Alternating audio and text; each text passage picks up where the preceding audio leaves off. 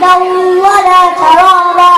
إلا حميما وغساقا جزاء وفاقا إنهم كانوا لا يرجون حسابا وكذبوا بآياتنا كذابا وكل شيء أحصيناه كتابا فذوقوا فلن نزيدكم إلا عذابا إن للمتقين مفازا حدائق وأعنابا وكواعب أترابا وكأسا دهاقا لا يسمعون فيها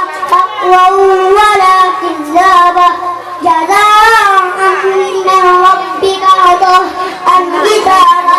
رب السماوات والأرض وما بينهما الرحمن